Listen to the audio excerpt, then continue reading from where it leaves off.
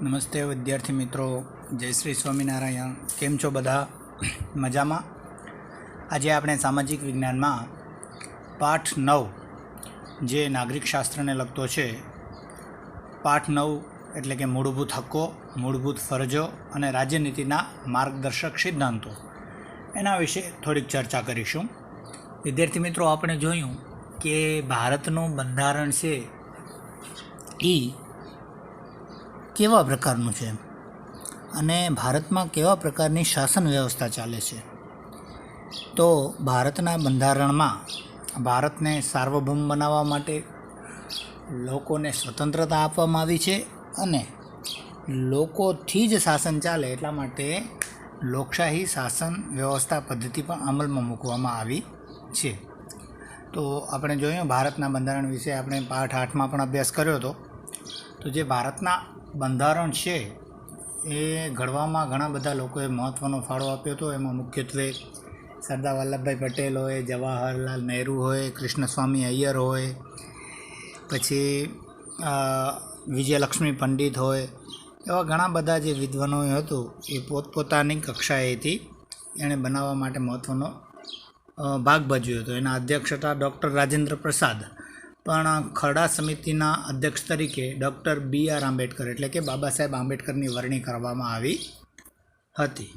બરાબર. 26મી નવેમ્બર 1949માં તે જે આપણું બંધારણ છે એ સંસદમાંથી પસાર કરવામાં આવ્યું અને 26મી જાન્યુઆરી 1950ના રોજ એ દેશમાં એનો અમલ કરવામાં આવ્યો. એટલે ભારત દેશમાં એ બંધારણ ત્યારથી અમલમાં મૂકવામાં આવ્યું છે કે જેને આજે પણ આપણે પ્રજાસત્તાક દિવસ એટલે કે 26મી જાન્યુઆરીને આપણે પ્રજાસત્તાક દિવસ તરીકે ઓળખીએ છીએ. તો એ બંધારણમાં કેટલાક હકો આપેલા છે, કેટલાક ફરજો આપેલી છે, એના વિશેનો આ પાઠ 9 છે. તો એની આપણે ચર્ચા કરીએ. તો વિદ્યાર્થી મિત્રો, તમે જાણો છો કે ભારતના બંધારણનું આમુખ એટલે ભારતના બંધારણની શરૂઆત આમુખથી થાય છે અને એ આમુખમાં મુખ્ય આધારસ્તંભો અને વિશિષ્ટ લક્ષણોનો અભ્યાસ આપણે અગાઉના પ્રકરણમાં કર્યો હતો કે આમુખમાં શું શું છે. બરાબર. તો દાખલા તરીકે એના વિશેષ મહત્ત્વના લક્ષણોમાં આપણે મૂળભૂત હક્કો, મૂળભૂત ફરજો અને રાજનીતિના માર્ગદર્શક સિદ્ધાંતો વિશેની વિગત આજે મેળવીશું. તો પહેલું છે માનવ અધિકાર એટલે કે હ્યુમન રાઇટ્સ, માનવ હક્કો જે આપણા બંધારણમાં આપેલા છે. તો વ્યક્તિ માત્રના અસ્તિત્વ અને તેના વ્યક્તિના સર્વતોમુખી વિકાસ સાધવાના મદદરૂપ એવી સામાજિક પરિસ્થિતિનું નિર્માણ થવું અને તે ચાલુ રહે એ અત્યંત આવશ્યક છે. વિદ્યાર્થી મિત્રો, તમે જાણો છો કે માનવ હક્કો અને માનવ અધિકાર એટલે શું? કે કોઈ એક વ્યક્તિ છે એનું અસ્તિત્વ ટકાવે, એનો વિકાસ કરે અને એવી પરિસ્થિતિનું નિર્માણ થાય એ ગમે તે દેશ માટે ખૂબ જ આવશ્યક અંગો હોય છે. અને એ ક્યારે શક્ય બને? તો એ જ્યારે એને વ્યક્તિને હક્કો પ્રાપ્ત થાય ત્યારે એ શક્ય બને છે. તો એને સામાન્ય રીતે માનવ હક કહેવામાં આવે છે. દરેક લોકશાહી દેશમાં તેના નાગરિકને કેટલાક પાયાના હક્કો આપવામાં આવેલા છે. એ બધા હક્કો વ્યક્તિ કોઈપણ જાતના ભેદભાવ વિના ભોગવી શકે એ માટે એ હક્કોના રક્ષણની ખાતરી આપવામાં આવી હોય છે અને સમાજ અને રાષ્ટ્ર દ્વારા તેનો સ્વીકાર કરવામાં આવ્યો હોય છે. વ્યક્તિનો મનુષ્ય તરીકે જન્મ થતાની સાથે જ તે કેટલાક પાયાના હક્કોનો હકદાર બને છે. તેને માનવ હક્કો કહેવામાં આવે છે. વિદ્યાર્થી મિત્રો, દાખલા તરીકે ભારતમાં જન્મેલો વ્યક્તિ હોય તો જ્યારે એ વ્યક્તિનો જન્મ થાય ત્યારે એને ભારતના બંધારણ તરીકેના જે હક્કો છે એ એને લાગુ પડી જાય છે. તો સંયુક્ત રાષ્ટ્રોની મહાસભા એટલે કે UN, યુનાઇટેડ નેશન, તારીખ 10મી ડિસેમ્બર 1948ના રોજ માનવ અધિકારો જાહેર કર્યા. તેથી 10મી ડિસેમ્બરે માનવ હક દિન તરીકે આપણે ઉજવીએ છીએ. તમારી પાસે પેન્સિલ હોય તો આની નીચે અંડરલાઇન કરજો કે સંયુક્ત રાષ્ટ્રોની મહાસભા એટલે કે યુનાઇટેડ નેશન દ્વારા 10મી ડિસેમ્બર 1948ના રોજ માનવ અધિકારો જાહેર કર્યા. એટલા માટે 10મી ડિસેમ્બરે એટલે કે દર વર્ષની 10મી ડિસેમ્બરે માનવ હક દિન તરીકે ઉજવવામાં આવે છે. માનવ હકોની વૈશ્વિક ઘોષણાઓની સ્વીકૃતિ આપી ત્યારબાદ માનવ હકો પૈકી કેટલાક અત્યંત મહત્ત્વના હકોનો આપણે ત્યાં સ્વીકાર કરવામાં આવ્યો અને તેમના રક્ષણની ખાતરી આપવામાં આવી અને બંધારણ સભાને તેમને બંધારણમાં ગૌરવભર્યું સ્થાન પણ આપવામાં આવ્યું છે. આનો જે વિદ્યાર્થી મિત્રો જે માનવ હકોને કાયદાકીય પીઠબળ આપીને બંધારણમાં સમાવ્યા તેને બધાને મૂળભૂત હકો તરીકે ઓળખવામાં આવે છે કે આપણે એને મૂળભૂત હકો કહીએ છીએ. અને આ બધા જે માનવ હકો છે ને એ મનુષ્ય તરીકેનું ગૌરવ જાળવી રાખવાના હેતુથી ઘોષિત કરવામાં આવ્યા છે. તો આપણે જોઈએ કે કયા કયા છે હકો એવા જે આપણે ભોગવી રહ્યા છીએ અત્યારે. તો મનુષ્યનું અસ્તિત્વ ટકાવી રાખવા માટે તેની ન્યૂનતમ જરૂરિયાતો એટલે કે ઓછામાં ઓછી જરૂરિયાતો કઈ કઈ હોય તો એક છે રોટી એટલે કે ખાવાનું, કપડાં, મકાન, શિક્ષણ અને આરોગ્ય. તેને ગૌરવપૂર્વક અને સન્માનજનક સ્થિતિમાં પ્રાપ્ત થઈ શકે. ઉપરાંત તે સર્વતોમુખી વિકાસ સાધી શકે તે જાતનું રાજકીય અને સામાજિક વાતાવરણ પણ તેને મળી રહે. એના રાજ્યોને સ્વીકાર કરી અને તેના રક્ષણની બાંયધરી આપવામાં આવે છે. આવા પાયાના મૂળભૂત માનવ અધિકાર એ લોકશાહી શાસન પ્રથા છે એની પાયાની ઓળખ બને છે. તો વિદ્યાર્થી મિત્રો, ન્યૂનતમ જરૂરિયાત ગમે તે દેશમાં ગમે તે વ્યક્તિઓ, દાખલા તરીકે ભારત દેશનો વ્યક્તિ છે તો એનામાં ગરીબ લોકની પણ સામાન્ય જરૂરિયાત આ 5 જરૂરિયાતો છે. એક રોટી છે, એક કપડાં, મકાન, શિક્ષણ અને આરોગ્ય. આ 5 વ્યવસ્થા બધા ભારતના લોકોને આપવામાં આવે છે અને એનો સમાવેશ આપણા બંધારણમાં પણ કરવામાં આવ્યો છે. એટલે એનો મૂળભૂત હક છે. ભારત દેશમાં રહી શકે છે, ભારત દેશમાં કમાવી શકે છે, પછી ભારત દેશનું શિક્ષણ પ્રાપ્ત કરી શકે છે અને ભારત દેશની જે આરોગ્યને લગતી સેવાઓ છે એનો પણ એ લાભ લઈ શકે છે. એ બધા હકો છે એ મૂળભૂત માનવ અધિકારો છે અને આ મૂળભૂત માનવ અધિકારોને કારણે જ લોકશાહી શાસન પ્રણાલી હોય છે ને એની પાયાની ઓળખ બની જાય છે. એટલે આપણે એમ કહી શકીએ કે મૂળભૂત માનવ અધિકારો એ લોકશાહી શાસન પ્રથાની પાયાની ઓળખ છે. બરાબર. ચાલો વિદ્યાર્થી મિત્રો, હવે જોઈએ મૂળભૂત હકો, જેને ફંડામેન્ટલ રાઇટ્સ કહેવામાં આવે છે. કે રાષ્ટ્રની સ્થિરતા, વ્યક્તિ સ્વતંત્રતાના રક્ષણ અર્થે તથા સરમુખત્યારશાહી સામેના રક્ષણ માટે મૂળભૂત હકો જરૂરી છે. તે નીચે મુજબના હકો છે. કયા કયા હકો છે? તો એક છે સમાનતાનો હક, બીજો સ્વતંત્રતાનો હક, ત્રીજો શોષણ સામેનો હક, ચોથો ધાર્મિક સ્વતંત્રતાનો હક, પાંચમો સાંસ્કૃતિક અને શૈક્ષણિક હકો અને છઠ્ઠો બંધારણીય ઇલાજોના હકો. તો આ વિશેની આપણે વિસ્તૃત માહિતી મેળવીએ કે સમાનતાનો હક એટલે શું. તો કાયદા સમક્ષ સમાનતા અને કાયદાનું સમાન રક્ષણ આ બે શબ્દ છે એ ખ્યાલોનો સમાવેશ કરવામાં આવ્યો છે. આ બે શબ્દોમાં જ બધા ખ્યાલોનો સમાવેશ કરવામાં આવ્યો છે. એક કાયદા સક્ષમ સમાનતા અને બીજું કાયદા સમાન રક્ષણ. એમાં કાયદા સમક્ષ સમાનતા એટલે કોઈ પણ વ્યક્તિ કે વર્ગની તરફેણમાં વિશેષ અધિકારનો અભાવ. એક સરખી પરિસ્થિતિમાં મુકાયેલ વ્યક્તિઓને એક સરખો કાયદો લાગુ પડે છે. આ હક મુજબ વ્યક્તિઓ વચ્ચે જ્ઞાતિ, જાતિ, લિંગ, જન્મસ્થાન, આવક કે શિક્ષણના કારણોસર ભેદભાવ રાખવામાં આવશે નહીં. તેમની સાથે કાયદાનો વ્યવહાર એકસરખો રહેશે. વડાપ્રધાનથી માંડીને પટ્ટાવાળા સુધીની કક્ષાવાળી વ્યક્તિઓ પોતે કાયદા વિરુદ્ધનું કૃત્ય કરેલ હોય તો તે બદલ સામાન્ય નાગરિકની જેમ જ સમાન ધોરણે તે જવાબદાર રહેશે અને સામાન્ય અદાલતના ચુકાદાને આધીન રહેશે. જોકે રાષ્ટ્રપ્રમુખ કે રાજ્યપાલ વગેરેને કેટલાક વિશેષ અધિકારો આપવામાં આવ્યા છે, પણ વડાપ્રધાન કે મુખ્યમંત્રીને એવા કોઈ પણ વિશેષ અધિકારો આપવામાં આવ્યા નથી.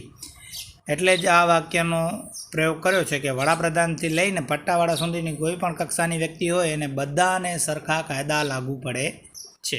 બરાબર. હવે છે કાયદાના સમાન રક્ષણનો અર્થ. એટલે કે સમાન સંજોગોમાં કાયદાનો વ્યવહાર સમાન જ હોવો જોઈએ. કોઈ વ્યક્તિ કે વર્ગને અલગ રાખી તેમના પ્રત્યે ભેદભાવ દર્શાવતો કાયદો રાજ્ય ઘડી શકે નહીં. દરેક કાયદો તમામને માટે એક સરખી રીતે લાગુ પાડવો જોઈએ.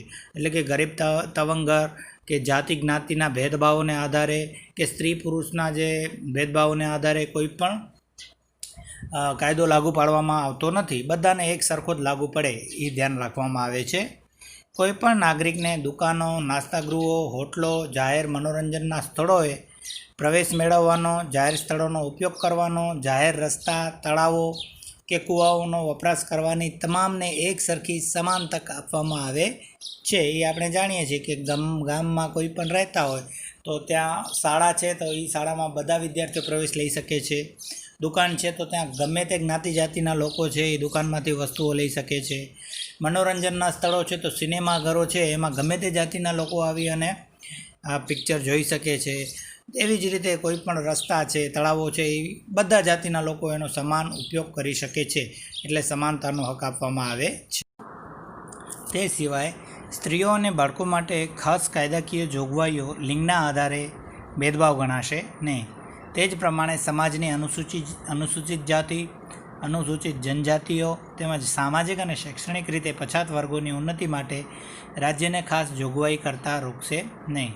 સરકારી નોકરીઓમાં કે ઉચ્ચ અભ્યાસમાં પ્રવેશ મેળવવા માટે અનામત બેઠકોની અલગ જોગવાઈ છે, એ સમાનતા હકનો ભંગ ગણાશે નહીં. રાજ્યોની જાહેર નોકરીઓમાં નિમણૂક સંબંધી બાબતોમાં પણ તમામ નાગરિકો માટે સમાન તક રહેશે. જોકે નોકરી સંબંધી જરૂરી લાયકાતો નક્કી કરવાની રાજ્યને છૂટછાટ આપવામાં આવી છે.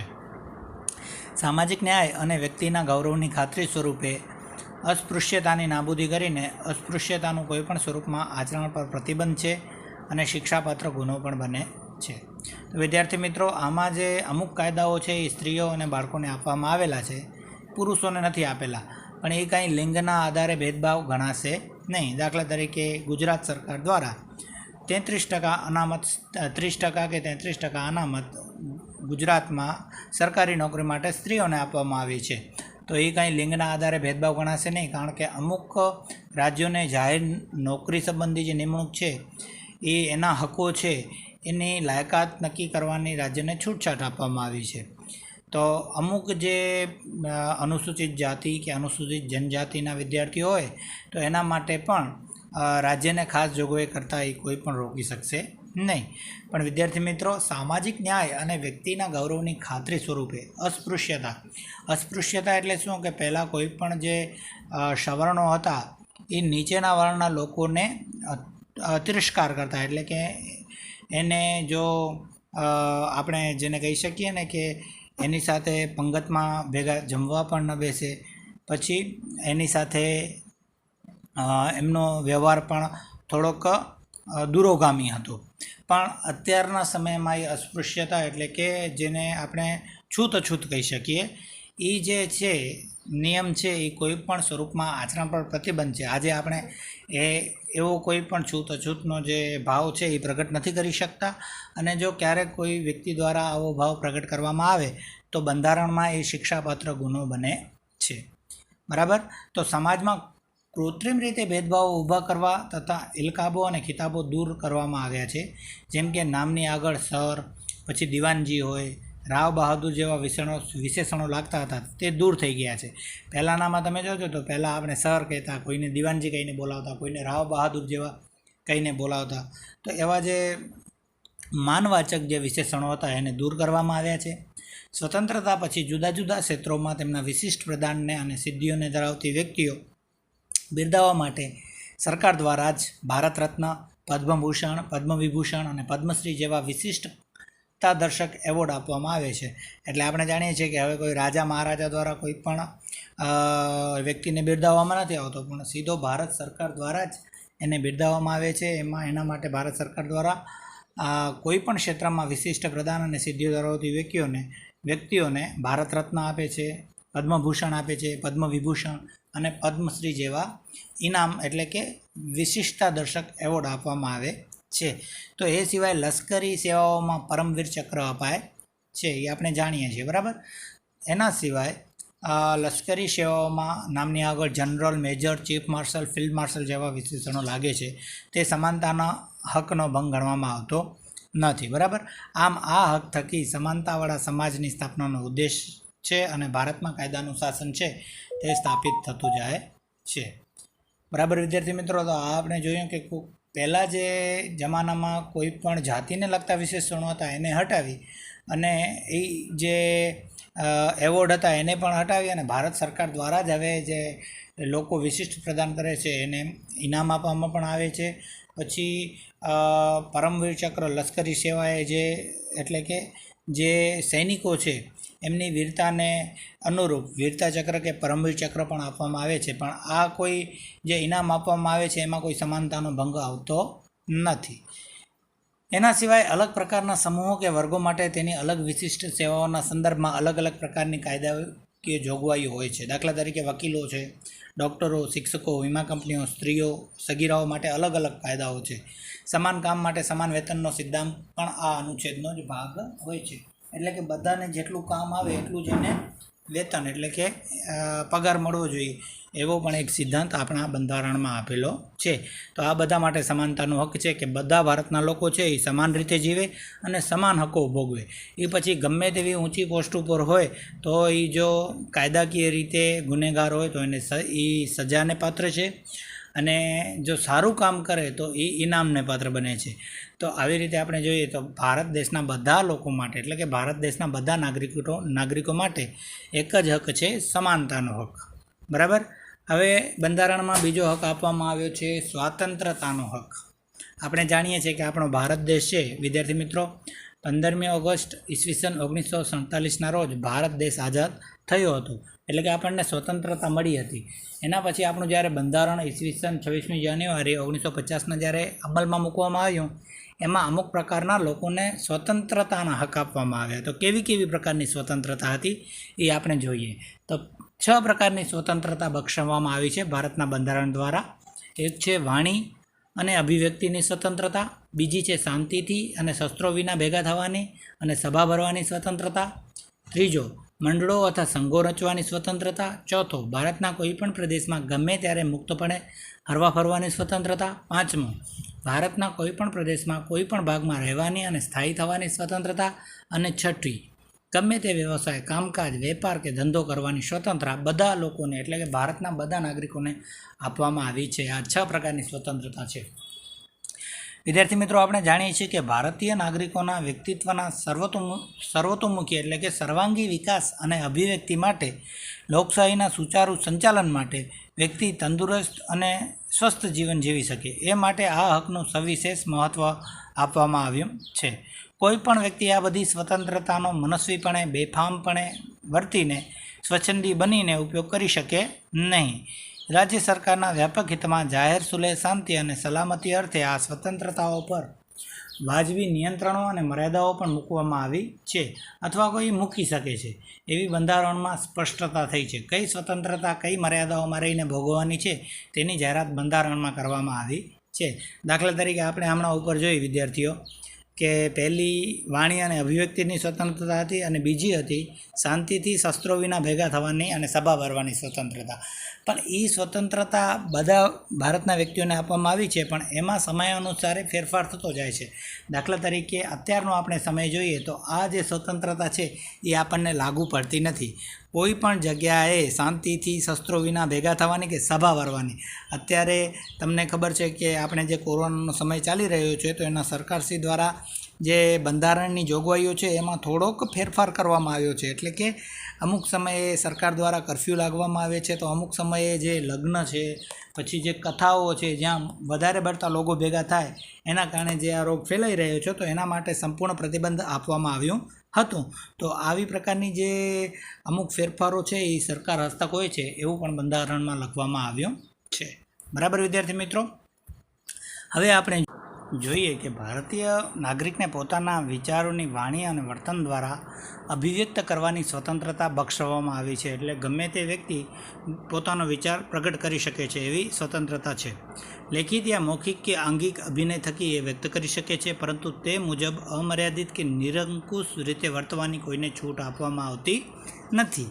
કેટલાક વાજબી નિયંત્રણો કે મર્યાદાઓ બંધારણે મૂક્યા છે, જેવા કે ભારતનું સાર્વભૌમત્વ અને અખંડિતતા, રાજ્યની સલામતી, વિદેશી રાજ્યો સાથે મૈત્રીપૂર્ણ સંબંધો, જાહેર વ્યવસ્થા એટલે કે જાહેર શાંતિ, સુલેહ અને સલામતી, નીતિમત્તા, શિષ્ટતાના હિતમાં અદાલતી તિરસ્કાર, બદનક્ષી, ગુનાની, હિંસાની ઉશ્કેરણી જેવી બાબતોને ધ્યાનમાં લઈને આ સ્વતંત્રતાનો હકનો ઉપયોગ કરવા પર રાજ્ય કાયદા દ્વારા વાજબી નિયંત્રણો મૂકી શકે છે.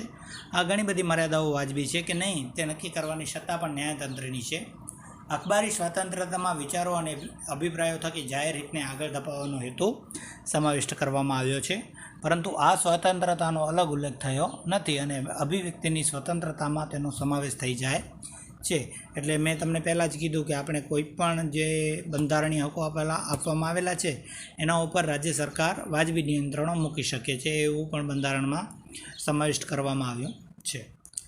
તો વિદ્યાર્થી મિત્રો, તાજેતરમાં જ 2009માં થયેલા બંધારણના સુધારામાં શું બંધારણમાં સુધારો થયેલો કે 6 થી 14 વર્ષ સુધી તમામ ઉંમરના બાળકોને નિઃશુલ્ક અને ફરજિયાત પ્રાથમિક શિક્ષણ મેળવવાનો મૂળભૂત અધિકાર છે. એટલે ભારતીય શિક્ષણનું પ્રમાણ વધે એટલા માટે બંધારણ દ્વારા એ નિયમ મૂકવામાં આવ્યો કે 6 થી 14 વર્ષના બાળકોને મફત અને ફરજિયાત શિક્ષણ આપવામાં આવે. ગુનાના સમયે વ્યક્તિનું કૃત્ય ગુનો ન ગણાતું હોય તો તેને સજા કરી શકાય નહીં. એના સિવાય આપણે જોઈએ છીએ કે અદાલતમાં પણ જે કેસ ચાલતા હોય છે એનામાં જે ગુનો જો સિદ્ધ ન થાય તો એને સજા થઈ શકતી નથી.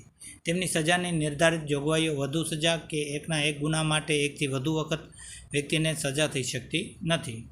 કાયદા દ્વારા સ્થાપિત જોગવાઈઓ મુજબ કોઈ વ્યક્તિ એના જીવન અને અંગત સ્વાતંત્ર્યથી વંચિત કરી શકાય નહીં. એના સિવાય ધરપકડ કરાયેલ વ્યક્તિને ધરપકડ કરવાના કારણોની શક્ય તેટલી ત્વરાથી જાણ કર્યા સિવાય કસ્ટડીમાં રાખી શકાય પણ નહીં. તેના પસંદગીના ધારાશાસ્ત્રી એટલે કે જેને આપણે વકીલ કહીએ છીએ સલાહ લેવાની અને તેનો બચાવ કરવાના તેના અધિકારનો ઇનકાર કરી શકશે નહીં. તેમજ ધરપકડ કરાયેલ અને કસ્ટડીમાં રખાયેલ દરેક વ્યક્તિને તેની ધરપકડ કર્યાના 24 કલાકમાં સૌથી નજીકના મેજિસ્ટ્રેટ સમક્ષ એટલે કે જજ સમક્ષ રજૂ કરવામાં આવશે અને મેજિસ્ટ્રેટની પરવાનગી વિના કોઈપણ વ્યક્તિને કસ્ટડીમાં પણ રાખી શકાશે નહીં. તો આવા પ્રકારના જે કાયદાકીય ગુનાઓ છે એ આપણા બંધારણમાં જાણવા મળે છે. આ જે છે કસ્ટડી એટલે કે આપણા દ્વારા કોઈ ગુનો થઈ ગયો હોય તો પોલીસ આપણને પકડી જાય તો 24 કલાકમાં આપણને એણે મેજિસ્ટ્રેટ એટલે કે જિલ્લા મેજિસ્ટ્રેટ સામે રજૂ કરવામાં આવે છે. એના સિવાય એના પછી જ્યારે જિલ્લા મેજિસ્ટ્રેટની પરવાનગી વગર આપણને એ કોઈ પણ પ્રકારની સજા કરી શકતી નથી અને એના વગર એ આપણને કસ્ટડીમાં પણ એટલે કે પોલીસ ચોકીમાં પણ રાખી શકે નહીં, એવો એક નિયમ છે. બરાબર વિદ્યાર્થી મિત્રો. એના સિવાય નિવારક એટલે કે પ્રતિબંધિત અટકાયત રાજ્યને એમ લાગે કે કોઈ વ્યક્તિ તરફથી કોઈ ગુનાહિત કૃત્ય કે પ્રવૃત્તિ થવાની સંભાવના છે તો સાવચેતીના પગલાં તરીકે તેને નિવારક અટકાયત ધારા હેઠળ ધરપકડ કરી શકાય. આ ધારાનો હેતુ અટકાયતીને તેણે કૃત્ય કર્યા બદલ તેને શિક્ષા કરવાનો નથી, પરંતુ રાજ્ય સમાજ કે કોઈ વ્યક્તિ વિરુદ્ધ ગુનાહિત કૃત્ય કરતો તેને અટકાવવાનો છે. આ કાયદા હેઠળ અટકાયતીને 3 માસ કરતાં વધુ સમય માટે અટકાયતમાં રાખવાની સત્તા મળતી નથી. વડી અદાલતના ન્યાયાધીશ કે સલાહકાર બોર્ડના અભિપ્રાયના આધારે અટકાયત હુકમ રદ કરી શકાય છે. કેટલો સમય અટકાયત ચાલુ રાખવી એ નિર્ણય રાજ્ય સરકાર કરી શકે છે. એટલે આપણે વિદ્યાર્થી મિત્રો જાણીએ છીએ કે કોઈ પણ પ્રકારના આંદોલનો થવાના હોય તો એના પહેલાં પોલીસ એની અટકાયત કરી લેવામાં આવે છે. તો આ કઈ રીતે અટકાયત કરી શકે? તો બંધારણમાં એના એક નિયમ આપવામાં આવ્યો છે કે સમાજ કે રાજ્ય કોઈ એક વ્યક્તિ વિરુદ્ધ ગુનાહિત કૃત્યો કરતો તેને અટકાવવા માટે 3 માસથી વધુ એને એ કસ્ટડીમાં ન રાખી શકે, પણ એ ધારા હેઠળ એની ધરપકડ ચોક્કસથી કરી શકાય. એટલે કે કોઈ પણ આંદોલનકારી હોય તો એને પહેલાંથી જે પોલીસ પકડી જાય છે એ આ કાયદા હેઠળ પકડતી હોય છે. એના પછી ત્રીજો છે શોષણ વિરુદ્ધનો અધિકાર. એટલે કોઈ પણ દેશમાં લોકોનું કોઈ પણ રીતે શોષણ ન થાય એની પણ જવાબદારી આ બંધારણમાં આપવામાં આવેલી છે. તે કોઈ પણ વ્યક્તિનું બીજી વ્યક્તિ દ્વારા કોઈ પણ પ્રકારે શોષણ થવું જોઈએ નહીં. આવા શોષણવિહીન સમાજની સ્થાપનાનો મુખ્ય ઉદ્દેશ્ય બંધારણનો છે, જે આ હક દ્વારા સિદ્ધ થતો હોય છે. મનુષ્યનો વેપાર, વેઠ પ્રથા, દાસત્વ અને બળજબરીથી કરાવતી કોઈપણ પ્રકારની મજૂરી પ્રતિબંધિત છે. આ જોગવાઈનો ભંગ શિક્ષાપાત્ર ગુનો ગણાય છે. અનૈતિક હેતુઓ માટે બાળકોના કે સ્ત્રીઓનો વેપાર, બળજબરીથી કરાવતી મજૂરી કે મરજી વિરુદ્ધનું દાસત્વ, વેતન વિનાની મજૂરીનો અને સદીઓથી ચાલી આવેલા વેઠ પ્રથાનો અંત લાવવાનો છે. કોઈ પણ વ્યક્તિ પાસે વિના વેતનથી કે લઘુત્તમ વેતન કરતાં ઓછા વેતનથી બળજબરીથી કે ફરજિયાતપણે મજૂરી કે કામ કરાવવું એ પણ શિક્ષાપત્ર બને છે. વિદ્યાર્થી મિત્રો, આપણે જાણીએ છીએ કે અમુક પ્રકારના ગુનાઓ છે, દાખલા તરીકે જે સ્ત્રી વિરુદ્ધ આપણે કોઈ પણ પ્રકારનું દાસત્વ કે વેઠ પ્રથા હવે કરાવી શકતા નથી. પહેલાંના જમાનામાં તમને ખબર હોય તો શેઠ છે નોકર પાસે બધું કામ કરાવતા, પછી એને વેતન પણ નહોતા આપતા, તોય પણ કોઈ કાંઈ કરી શકતું નહીં. પણ આપણે એ બધું જોયું છે, બરાબર, પિક્ચરોમાં જોયું છે, રિયાલિટીમાં આપણને એનો અનુભવ નથી ને આપણે જોયું પણ નથી. પણ અત્યારે આ જે આવું જે કોઈ પણ કામ કરે તે શિક્ષાપાત્ર ગુનો બને છે. દાખલા તરીકે કોઈ પણ નાનો બાળક હોય એને શિક્ષાનો મફત શિક્ષાનો અધિકાર છે, પણ કોઈ વ્યક્તિ એને બળજબરીપૂર્વક અને જેને આપણે કહી શકીએ ને કે એની મજબૂરીથી ફરજિયાતપણે એને મજૂરી કરાવે નાના બાળકને, તો એ પણ એક શિક્ષાપાત્ર ગુનો બને છે, જેને આપણે બાળ મજૂરી કહીએ છીએ. હવે તો એના માટે સરકાર દ્વારા દંડ પણ નાખવામાં આવે છે કે બાળકોને કોઈ પણ પ્રકારનું કામ કરાવે તો એ બાળ મજૂરીમાં આવી જાય, અને એના માટે એક કાયદાકીય તે ગુનો બને છે અને તે શિક્ષાપાત્ર પણ ઠરે છે. એના સિવાય 14 વર્ષથી નીચેની ઉંમરના કોઈ પણ બાળકને કોઈ કારખાના કે કોઈ ખાણમાં કે જોખમી વ્યવસાયમાં, દાખલા તરીકે બાંધકામ, ગેરેજ, હોટેલ કે લારી ગલ્લા કે ઘર નોકર તરીકે કોઈ પણ કામમાં એને રાખી શકાય નહીં. બાળમજૂરી નાબૂદી કાનૂન હેઠળ એ શિક્ષાપાત્ર ગુનો જાહેર કરવામાં આવ્યો છે.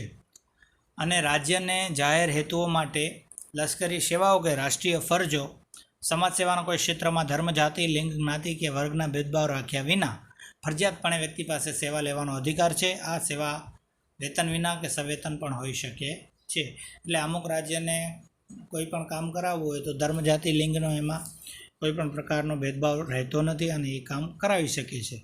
બરાબર. પણ બધા ભારત દેશમાં વસતા બધા લોકોને શોષણ વિરુદ્ધનો અધિકાર મળેલો છે, એટલે કે કોઈ પણ વ્યક્તિ એનું શોષણ કરી શકે નહીં, અને શોષણ કરતું હોય, દાસત્વપણું એને કરવાનું હોય તો એ જો ફરિયાદ કરે તો એ શિક્ષાપાત્ર બને છે.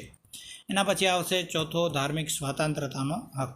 ધાર્મિક સ્વતંત્રતા એટલે વિદ્યાર્થી મિત્રો કે ગમે તે ધર્મ પાળવાની છૂટ હોય તે. ભારતનો કોઈ પણ નાગરિકને અંતકરણ અનુસાર પોતાને મનપસંદ ધર્મમાં માનવાનો, તેનું પાલન કરવાનો અને તેનો પ્રચાર પ્રસાર કરવાનો સમાન અધિકાર બંધારણે જ ઘડ્યો છે. પરંતુ આ સ્વતંત્રતાના જાહેર વ્યવસ્થા, નીતિમત્તા અને સ્વાસ્થ્યને બાદ ન આવે તે રીતે વાજબી નિયંત્રણોને આધીન રહી ધાર્મિક સ્વતંત્રતાનો અધિકાર ભોગવવાનો હોય છે. ધાર્મિક ક્રિયાકાંડો, પ્રાર્થના કે પૂજા કરવાના સ્વતંત્રતાનો સમાવેશ આમાં થાય છે. એ આપણે જાણીએ છીએ વિદ્યાર્થી મિત્રો બધા કે કેવા કેવા પ્રકારના ધર્મો ભારત દેશમાં પડાય છે, અને બધા પોતપોતાની રીતે પૂજા, કોઈ બંદગી કરતા હોય છે તો કોઈ ચર્ચમાં જઈને પ્રાર્થના કરે છે. ભારત દેશનો કોઈ ધર્મ નથી અને રાજ્યને પણ કોઈ ધર્મ નથી. ભારતનું રાજ્ય કોઈ ધર્મ કે સંપ્રદાયના સિદ્ધાંતોનો કે માન્યતાઓના આધારે ચાલતું નથી. રાજ્ય કોઈ પણ સમુદાયની ધાર્મિક બાબતોમાં અને ધાર્મિક માન્યતાઓમાં દખલગીરી કરી શકશે નહીં. ધાર્મિક અને સખાવતી હેતુઓ માટે સંસ્થાઓ સ્થાપવાનો અને તેનું સંચાલન અને વહીવટ કરવાની સ્વતંત્રતા પણ ધાર્મિક સમૂહોને આપવામાં આવી છે. કોઈપણ રાજ્ય જાહેર કરવેરા દ્વારા ઊભા કરાયેલા જાહેર ફંડનો ઉપયોગ કરી કોઈ ખાસ ધર્મ કે સંપ્રદાયના લાભ કે અભિવૃદ્ધિ માટે કરી શકાય નહીં. સરકારી ગ્રાન્ટમાંથી ચલાવતી કોઈપણ શૈક્ષણિક સંસ્થામાં ધાર્મિક શિક્ષણ આપી શકાશે નહીં, અને ધાર્મિક શિક્ષણમાં ભાગ લેવાની કે ધાર્મિક ઉપાસનામાં હાજર રહેવાની ફરજ આપણે પાડી શકીએ નહીં. એટલે કે કોઈ પણ ધર્મ પાળવા કે કોઈ પણ ધાર્મિક શિક્ષણ લેવા માટે કોઈ પણ લોકોને ફરજિયાત નથી. દાખલા તરીકે આપણે જાણીએ છીએ કે આપણી એક ધાર્મિક સંસ્થા છે, પણ એમાં બધા જાતિના ધર્મના વિદ્યાર્થીઓ અભ્યાસ કરી શકે છે. બરાબર. એવી જ રીતે ઘણી બધી શિક્ષણ સંસ્થાઓ હોય છે જે ધાર્મિક ક્ષેત્રે હોય છે, પણ એનામાં ઘણા બધા વિદ્યાર્થીઓ અભ્યાસ કરતા હોય છે, અને એ અભ્યાસ છે એ સરકારશ્રી દ્વારા નિશ્ચિત કરવામાં આવતો હોય છે.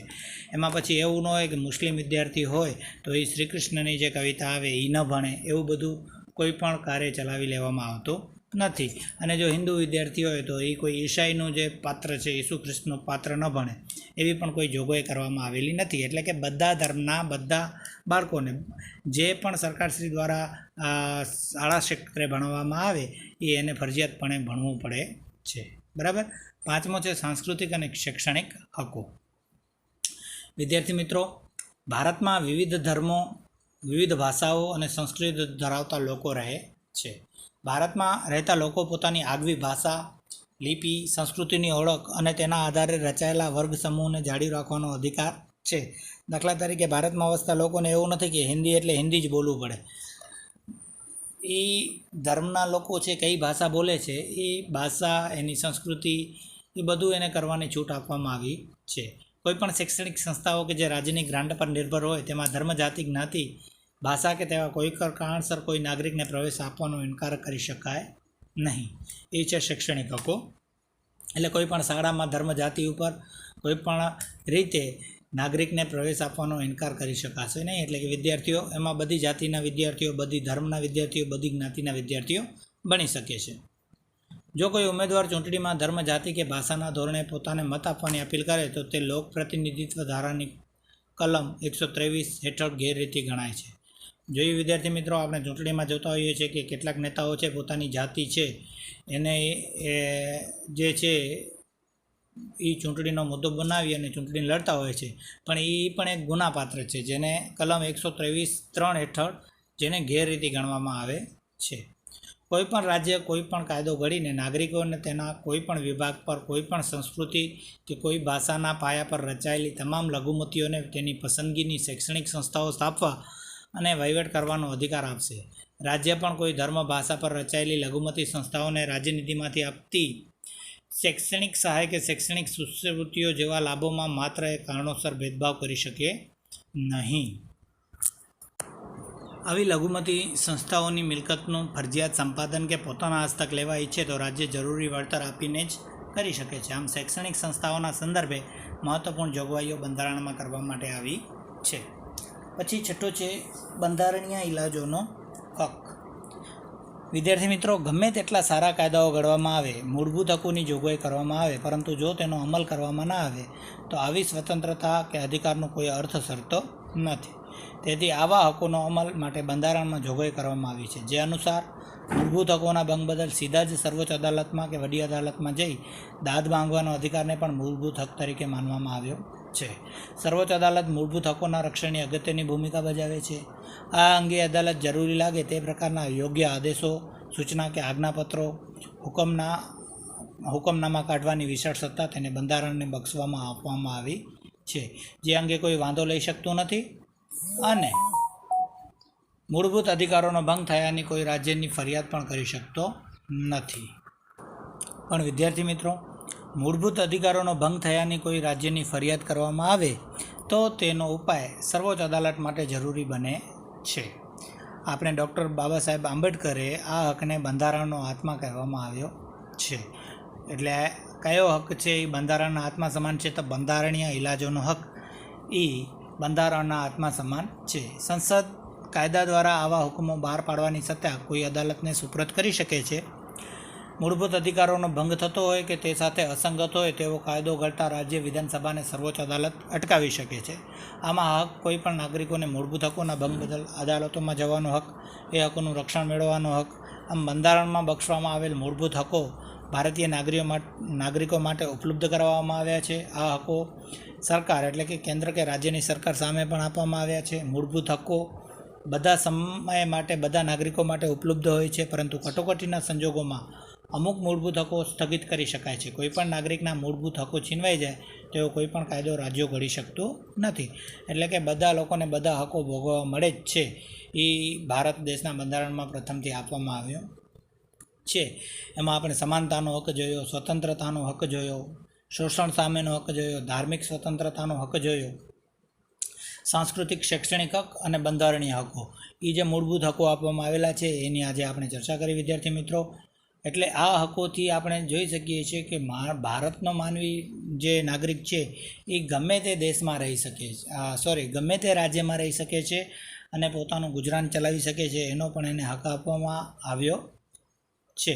બરાબર. તો આવી રીતે આપણે જોયું કે આ હતા મૂળભૂત હકો. હવે જે નેક્સ્ટ છે એ છે મૂળભૂત ફરજો. પણ વિદ્યાર્થી મિત્રો, સમય ઘણો થઈ ગયો છે. આપણે મૂળભૂત ફરજો છે એ ભાગ 2માં લઈ લેશું. બરાબર. નહીં તો આ જરાક પાર્ટ મોટો બહુ થઈ જશે અને થોડોક કંટાળાજનક પણ છે. તમને ખબર છે કે તમને હજી એકવારમાં સમજણમાં નહીં આવે, એટલે તમને ફરીથી એનું વાંચન કરવું પડશે બધા હકોનું, ત્યારે તમને થોડુંક સ્પષ્ટ સમજાશે. એટલા માટે મૂળભૂત ફરજો છે એ આપણે ભાગ 2માં એટલે કે જ્યારે આપણો પિરિયડ આવશે ત્યારે ભણશું અને એના પ્રશ્નોની ચર્ચા આપણે ત્યારે કરશું. બરાબર વિદ્યાર્થી મિત્રો. તો આજે તમને આટલું જ કે આ જે ભારતના બંધારણમાં જે 6 પ્રકારના મૂળભૂત હક આપવામાં આવ્યા છે એ મૂળભૂત હકોના વાંચન છે એ આજે તમને હોમવર્કમાં વાંચન જ કરવાનું છે, લેખન કરવાની જરૂર નથી. તે છતાં સ્વાધ્યાયના પ્રશ્નમાં જુઓ કે મૂળભૂત હકોને લગતા કોઈ પણ પ્રશ્નો હોય તો એ તમે લખી શકો છો તમારી નોટબુકમાં. બરાબર.